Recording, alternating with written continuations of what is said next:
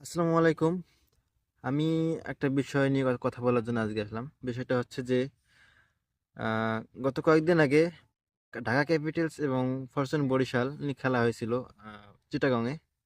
এবং এর কয়েকদিন আগে চ্যাম্পিয়ন ট্রফির দল ঘোষণা করা হয়েছে। এখানে লিটন দাস নিয়ে এবং আর ভালো ভালো কয়েকজন প্লেয়ার নিয়ে। যাই হোক, ভালো কিনা জানি না, কারণ আমি একজন খুব প্রেমিক। আপনারা যারা অনেক ভালো খেলা দেখেন, বোঝেন, আপনাদের অনেক ধারণা আছে, বিষয় আছে, আপনারা সব বোঝেন। আমার এই কথাবার্তা বলার মাঝে যদি কোনো প্রকার ভুল ত্রুটি হয়, আমাকে ক্ষমা করে দিবেন।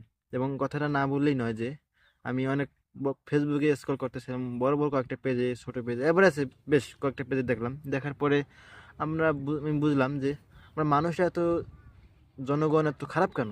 মানুষ এত অবদান এত তাড়াতাড়ি ভুলে যাই কেন আমরা? একটা মানুষ, ও তো আর রোবট না। লিটন দাস ভাই তো রোবট না, ও তো খারাপ খেলেনি। ও চেষ্টা করতে, একটা প্লেয়ার সব সময় চায় যে সে ভালো খেলুক, তার দলের জন্য ভালো একটা পারফরমেন্স নিয়ে আসুক। কিন্তু না, আমরা মানুষরা কি করি, তার অল্প একটু দোষ হলেই তারা ট্রোল ট্রোল করা শুরু করে দেয়। দেখলাম যে ফরচুন বরিশালে ঢাকা ক্যাপিটালস খেলার মাঠে দর্শকদের দেখলাম যে ভুয়া ভুয়া তাকে ট্রোল করা হয়েছিল।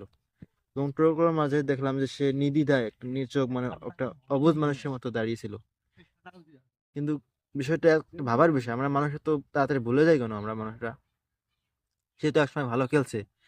বর্তমান তার সাথে বা কিছু সমস্যার কারণে, অথবা প্র্যাকটিস বা আরো কোনো ভালো পারফরমেন্স কারণে তার বর্তমান ফর্ম নাই নাই থাকতে পারে। সে তো রোবট না যে আসলাম, খেললাম, ডাঙালাম, সে ভালো একটা পারফরমেন্স করে চলে গেলাম। আসলে মানুষরা, সঠিক মানুষকে সম্মান দিতে জানি। আর মানুষরা যদি ভালো হতাম, তাহলে হয়তো বা আমাদের দেশের প্লেয়ার আরো অনেক দূর এগিয়ে যেত।